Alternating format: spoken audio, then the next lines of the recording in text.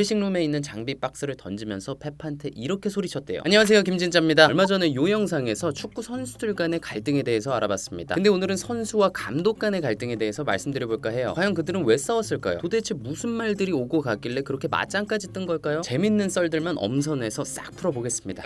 교체 아웃되는 거 싫다고요. 자, 인테르에서 뛰던 라우타로와 콘테 감독의 갈등은 교체 아웃 때문이었습니다. 2021 시즌 인테르 대 로마 경기 때였어요. 전반 35분에 산체스가 다쳐서 라우타로가 교체 투입이 된 거예요. 근데 콘테 감독이 후반 77분에 라우타로를 다시 뺍니다. 교체로 들어갔다가 교체로 나왔다? 선수한테 요것만큼 자존심 상하는 게 없죠. 그래서 라우타로는 바닥에 있던 물병을 발로 빵 차고 아주 노골적으로 불만을 표출했어요. 그리고 그걸 본 콘테 감독이 라우타로한테 이렇게 얘기했어요. 리스펙해라. 뭐 누구한테 화난 건데 다시는 이런 행동하지 마. 자, 근데 사실 라우타로가 조금 빡칠만도 한 게 그 당시에 인테르가 리그 우승을 확정지은 상태였어요. 그러니까 사실 뭐 좀 질겜해도 되는 경기였어. 근데 교체로 넣었다가 다시 빼니까 라우타로 입장에서는 뭐 지금 나 가지고 노는 거야? 이렇게 생각할 수 있었던 거죠. 자, 그런데 콘테 감독의 생각은 달랐던 것 같습니다. 아무리 우승을 확정지었어도 프로답게 최선을 다해야 된다, 이렇게 생각했던 것 같아요. 왜냐면 당시 콘테의 수석 코치였던 스텔리니가 그날 일에 대해서 이런 얘기를 했었거든요. 이미 결과가 확실하다고 해도 모든 선수들이 최선의 노력을 기울여야 합니다. 라우타로는 제대로 된 경기를 하지 못했어요. 자, 그렇게 라우타로와 콘테 감독이 충돌한 바로 다음날 인테르 훈련장에서 두 사람의 복싱 경기가 열렸습니다. 진짜 진지하게 맞짱 뜬 건 아니고 그냥 다 같이 웃는 분위기에서 몇 번 때리는 신용하다가 서로 껴안고 시원하게 화해하는 그림 보여준 거죠. 그런 영상을 외부에 공개하면 괜한 불화설 같은 것도 싹 없어지니까. 자, 교체 아웃 때문에 갈등이 생긴 사례는 또 있습니다. 바로 케파와 사리 감독의 그 유명한 교체 거부 사건이죠. 자, 때는 18-19 시즌 카라바오컵 결승 첼시 대 맨시티 경기였습니다. 경기 도중에 케파 골키퍼가 부상을 당한 것 같아서 사리 감독이 까바이에로 골키퍼로 교체를 하려고 했어요. 근데 케파가 갑자기 감독님 저 안 아파요. 안 아프다고. 아니라고 교체하지 마, 나 뛸 수 있어, 이런 거야. 근데 사리 감독이 아이씨 그래도 나와. 이랬는데 케파가 계속 버팅겼어요. 그렇게 시간이 계속 흐르고 분위기가 이상해졌어. 그래서 결국 주심이 케파한테 갔다가 사리 감독한테 가서 제가 안 나온다는데 어떻게 하실 거예요? 이러니까 뭐 어떻게 해. 사리 감독이 포기했죠. 그러고 나서 경기가 그대로 진행이 됐어요. 당연히 사리 감독은 개빡쳤겠죠. 아니, 선수가 자기를 대놓고 무시하는 게 전 세계에 생중계됐는데 안 빡칠 수 있겠냐고. 그래서 바로 경기장 밖으로 나가려고 했어요. 근데 그 문 앞에서 바로 돌아왔어. 제가 볼 때는 그때 바로 나갔어야 돼. 그래야 조금 카리스마가 있었는데 문 앞에서 돌아오니까 카리스마가 싹 사라지는. 자, 그리고 그 경기는 결국 승부차기까지 갔습니다. 케파가 하나 선방하긴 했지만 결국 졌어요. 재밌는 게 경기 끝나고 케파가 드레싱룸에서 핸드폰을 봤는데 그때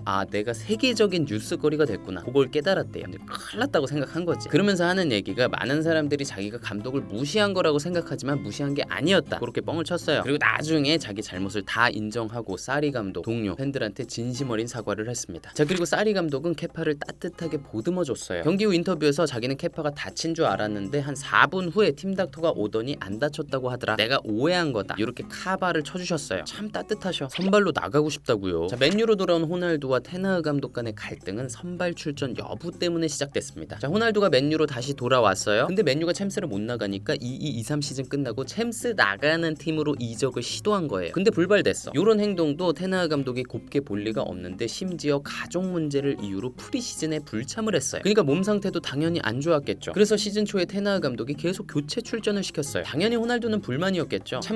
참다가 토트넘전에서 그게 폭발했어. 경기 종료 5분을 남기고 혼자 경기장 밖으로 나갑니다. 그래서 구단으로부터 징계를 받았죠. 그러고 나서 다시 복귀해가지고 골도 넣고 뭐 잘 마무리되는가 싶었어요. 근데 그러고 나서 그 유명한 인터뷰를 공개하고 맙니다. 영국의 유명 방송인 피어스 모건하고 맨유 뒷담화, 아니 앞담화를 깠어요. 거기서 호날두가 한 말이 뭐냐, 맨유한테 배신감을 느낀다. 허거슨 감독이 떠난 이후에 맨유는 전혀 발전하지 않았다. 그리고 테나흐 감독이 나를 존중하지 않으니까 나도 마찬가지다, 이런 얘기를 하면서 돌이킬 수 없는 강을 건넜죠. 결국 맨유와 호날두는 상호 계약 해지를 했고 호날두는 사우디로 갔죠. 자, 선발 출전 여부 때문에 선수와 감독이 싸운 경우는 또 있습니다. 바로 리버풀의 살라와 클롭 감독. 23-24 시즌 리버풀 대 웨스트햄 경기 때였죠. 그때 살라는 벤치에서 경기를 시작했어요. 그리고 경기 종료 10분 전 스코어 2-2 상황에 클롭 감독이 살라한테 교체로 들어가라고 지시를 했어요. 근데 살라의 전체적인 느낌이 뭔가 삐진 것 같아. 클롭이 하이파이브 하자고 하는데도 기분 나쁜 티 팍팍 냅니다. 그러고 나서 클롭이 뭐라고 얘기를 하니까 막 불만스러운 제스처를 취하면서 막 쏘아붙이더라고. 그 대화 내용을 정확히 알 수는 없지만 많은 팬분들의 추측에 의하면 야 살라야, 네가 들어가서 넣어줘야 돼. 알았다고요. 그러면 뭐 선발로 넣든가요. 지금 10분 남았잖아요. 뭐 대충 이런 흐름으로 예상들을 하시더라고요. 근데 당시 그 주변에 있던 웨스트햄의 선수 안토니오가 확실하게 들은 대사가 있긴 해요. 클롭이 삐져있는 살라한테 경기 뛸 거야? 뭐 아님 벤치로 다시 돌아갈래? 이런 얘기 한 걸 들었다고 합니다. 자, 경기 경기가 끝나고 클럽은 그 일에 대해서 말을 아꼈습니다. 뭐라고 했냐면 우리는 이미 드레싱룸에서 이야기를 나눴습니다. 끝난 얘기예요. 그런데 살라가 한 말이 참 의미심장했죠. 믹스트존에서의 인터뷰 요청을 거절하면서 뭐라고 했냐면 제가 오늘 입 열면 난리 날걸요? 이런 얘기를 했다고 합니다. 근데 뭐 별일 있었을까? 살라의 경기 출전 욕심, 골 욕심 그런 건 우리가 다 알잖아요. 참 재밌는 게 클롭 감독은 선수들하고 아주 잘 지내는 것 같으면서도 말싸움이 벌어지면 아주 뜨거워요. 과거 리버풀에서 뛰었던 센터백 클라반이 말하기를 2017년에도 클롭이랑 밀러가 드레싱룸에서 몸싸움 하기 직전까지 싸웠대요. 선수라고 이런 크고 작은 언쟁이 있었음에도 9년 동안 팀을 그렇게 잘 이끌었다. 참 대단한 분이라는 건 확실합니다. 감독님 전술이 잘못됐다고요. 자, 감독의 전술에 불만을 품었다가 사이가 갈라진 경우도 있죠. 대표적으로 바르셀로나에서 만난 질라탄과 펩입니다. 자, 질라탄은 큰 기대를 받고 바르셀로나로 이적했는데 리그 선발 출전 횟수가 그렇게 많지 않았어요. 질라탄 성격에 당연히 자존심 상했겠죠. 그래서 어느 날 훈련 때 펩하고 짧은 대화를 나눴대요. 근데 재밌는 게 그 대화 이후에 펩이 자기를 유령 취급했다는 거야. 과연 그 대화가 뭐였길래? 질라탄이 자기 자서전에서 아주 자세하게 밝혔어요. 당신은 내 능력을 제대로 발휘시키고 있질 않아요. 난 공간이 필요하고 자유가 주어져야 된다고요. 계속 위아래로 달리는 역할만 할 순 없어요.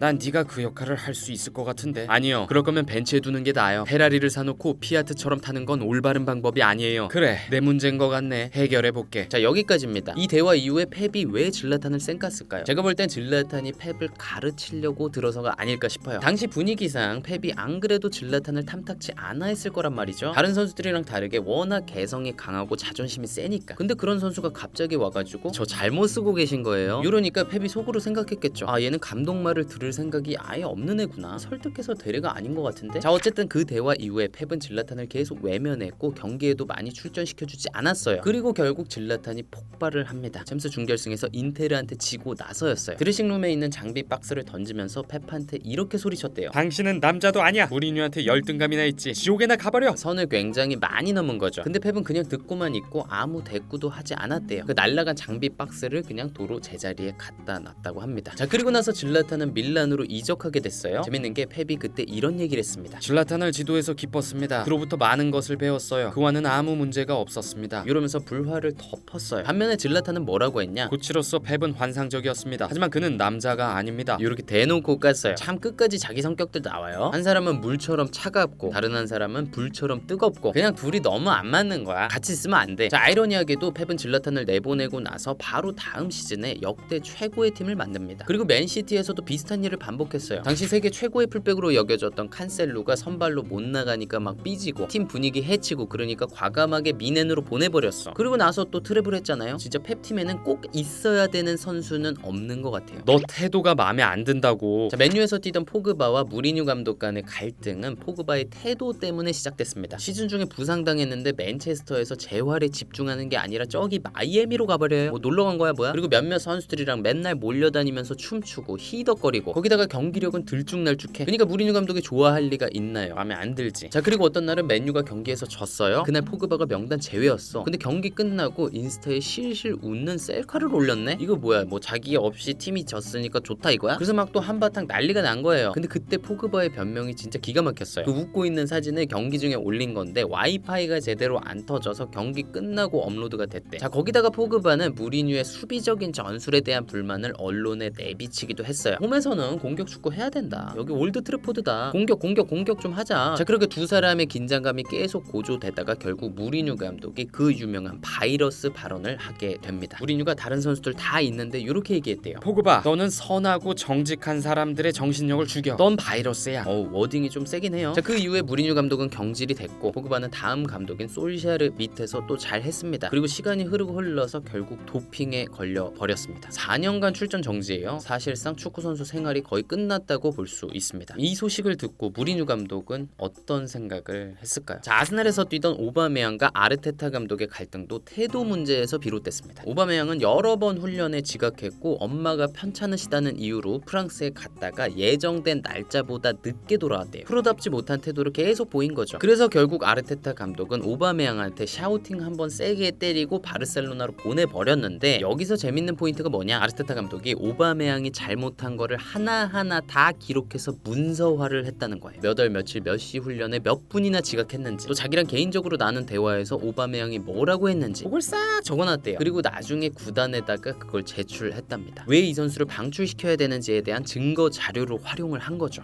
굉장히 철저하고 꼼꼼한 분인 것 같아요. 자, 로마에서 뛰던 카사노와 카펠로 감독의 갈등도 카사노의 태도에서 비롯됐습니다. 카사노는 악마의 재능으로 불릴 정도로 실력이 좋았죠. 근데 성격이 좀 거시기해서 기행을 일삼았죠. 아마 카펠로 감독이 속 좀 썩었을 거예요. 자, 근데 웃긴 게 이 두 사람이 나중에 레알에서 다시 만났습니다. 그때는 카사노가 나이도 좀 먹었을 때니까 철이 들었나 싶었지만 뭐 여전했죠. 일단 카사노는 먹는 걸 너무 좋아해서 체중 관리를 못했대요. 특히 누텔라를 엄청 좋아했다고 하고 경기 전에 감자튀김을 시켜 먹었대요. 오죽하면 당시 별명이 엘 고르디토, 영어로 하면 The Little Fatty, 그러니까 작은 뚱땡이였다고 합니다. 자, 그렇게 자기 관리가 안 되는데 카펠로 감독이 선발 출전 시켰을까요? 아니죠. 그럼 카사노가 당연히 빡쳤겠죠. 그래서 드레싱룸에서 카펠로한테 이렇게 소리쳤대요. 당신은 최악이에요. 모노폴리 게임 할 때 그 가짜 돈보다 더 가짜야. 모노폴리? 조금 귀여운 욕인 것 같기도 하고요. 당연히 카사노는 구단으로부터 징계를 받았고 나중에 이탈리아로 돌아가게 됩니다. 참 이런 선수들은 재능이 너무 아깝다, 그죠? 계급장 떼고 맞짱함 뜰까? 자, 선수와 감독이 몸싸움을 벌인 적도 있었습니다. 먼저 맨시티에서 뛰던 발로텔리와 만치니 감독. 발로텔리의 각종 만행은 유명하죠. 집에서 불꽃놀이 하다가 불냈고요. 심심하다고 유스 선수들한테 다트를 던졌어요. 미친 거죠. 또 불법 주정차를 많이 해가지고 발로텔리의 차가 맨시티 훈련장으로 견인돼 오는 경우가 정말 많았다고 합니다. 근데 발로텔리는 언론에 맨날 자기 까는 기사만 나오니까 맨더비 때 골 넣고 Why always me? 왜 맨날 나만 갖고 그래? 이런 메시지를 던지기도 했죠. 맨날 너만 그러니까 너한테만 그러는 거 아닐까? 자, 만치니 감독은 그런 발로텔리를 잘 데리고 있었습니다. 그래서 당시에 우리나라 팬분들이 만보살이다 이런 별명도 지어줬어요. 자, 하지만 만치니 감독의 인내심도 결국 바닥이 났죠. 2013년에 팀 훈련을 하는데 발로텔리가 팀 동료인 싱클레어한테 깊은 태클을 넣은 거야. 아니 훈련 중인데 다치잖아. 그래서 만치니 감독이 이성을 잃고 발로텔리한테 달려들었어요. 그리고 코치들이 막 말리고 난리가 났는데 만치니는 그들을 피해서 한 대 더 때리려고 막 그랬대요. 재밌는 건 그 일이 있기 한참 전에 만치니가 한 인터뷰에서 농담 반 진담 반으로 발로텔리 한 대 때리고 싶다 이런 얘기를 했었어요. 근데 그 얘기를 들은 발로텔리가 뭐라고 했냐면, 감독님이 그래요? 저 킥복싱 배웠는데? 이런 얘기를 했다고 합니다. 둘이 맞짱 뜰 때 발로텔리가 킥복싱 기술 안 쓴 게 다행이에요. 자, 그리고 피오렌티나에서 뛰던 공격형 미드필더 아뎀 라이치 선수와 당시 감독이던 델리오 로시도 주먹 다짐을 했습니다. 2012년 5월 피오렌티나와 노바라의 리그 경기 때였어요. 그때 로시 감독이 라이치를 전반 32분에 교체아웃 시켰어요. 워낙 이른 시간에 빼다 보니까 라이치가 자존심 상할 수 있죠. 그래서 교체 때 나와가지고 감독한테 막 뭐라고 한 거야. 근데 그 다음이 대박인 게 로시 감독이 라이치한테 달려들어서 막 죽방을 때렸어요. 그래서 경기 끝나고 로시 감독은 바로 경질이 됐습니다. 라이치도 해당 시즌 남은 경기 모두 출전 정지 징계를 받았고요. 자, 그러면 라이치가 로시 감독한테 대체 뭐라고 했을까요? 나중에 로시 감독이 요렇게 밝혔습니다. 라이치가 벤치로 돌아가는 동안 저한테 이런 얘기를 했습니다. 어유 잘하셨어요 감독님. 어유 대단하세요. 예. 그리고 저는 라이치에게 감히 그런 행동을 하면 안 된다고 말했죠. 근데 그때 라이치가 자신의 모국어인 세르비아어로 욕을 했습니다. 저는 그동안 세르비아 선수들을 많이 지도해봤기 때문에 그 말을 알아들었죠. 그리고 그 욕은 너네 엄마의로 돌아가라 아주 심한 욕이었다고 합니다. 그런 욕 들었으면 화날만 했죠. 근데 때리는 건 심했지. 머리 자르라고. 자, 레알의 미드필더였던 레돈도와 당시 아르헨티나 대표팀의 다니엘 파사레아 감독 간의 갈등은 헤어스타일 때문에 시작됐습니다. 참 골 때리는 게 파사레아 감독이 머리가 긴 선수는 대표팀에 뽑지 않겠다 그런 얘기를 했어요. 긴 머리가 선수들의 집중력을 떨어뜨린다고 믿었기 때문이래요. 개꼰대죠? 약간 공부에 집중하라고 머리 싹 밀어버리는 학생 주임 같은 느낌. 자, 근데 당시 레돈도는 머리가 길었어요. 그리고 축구랑 머리 긴 거랑 무슨 상관이 있지? 파사레아 감독의 생각을 전혀 이해를 못한 거야. 그래서 나 안 자르겠다 이렇게 얘기를 했어요. 그리고 파사레아 감독이 진짜로 대표팀에 안 불렀습니다. 그냥 평가전도 아니고 98년 월드컵 명단에 포함을 안 시켰어요. 이게 말이 안 되는 게 레돈도는 그 직전에 챔스 우승한 레알 마드리드의 주전 미드필더였어요. 근데 안 뽑아? 머리 길다고? 미친 거지. 심지어 당시 보카 주니어스에서 뛰던 카지니아 선수도 머리가 길어서 안 뽑혔어요. 근데 재밌는 건 바티스투타는 감독의 말을 들었어요. 머리 잘랐어. 대표팀이 되게 간절했나 봐요. 그래서 지금 아르헨티나 역대 득점 2위잖아요. 네, 오늘은 이렇게 선수와 감독 간의 갈등에 대해서 알아봤습니다. 참 별의별 일이 다 있죠. 예전에 퍼거슨 감독 자서전인가 그런 얘기가 있더라고요. 내 팀의 선발 선수들 11명 중에서 대부분의 친구들은 같이 저녁 식사도 하기 싫은 애들이래요. 그러니까 축구 잘해서 경기에 쓰긴 하는데 인간적으로는 마음에 안 든다는 거죠. 반대로 선수들도 그럴 거예요. 선택을 받아야 되니까 겉으로는 협조하는 척 해도 속으로는 마음에 안 들어 할 수 있다고요. 참 선수와 감독의 관계만큼 복잡 미묘한 것도 없는 것 같습니다. 네, 오늘은 여기까지입니다. 저는 또 다음 축구 컨텐츠에서 뵙겠습니다. 감사합니다.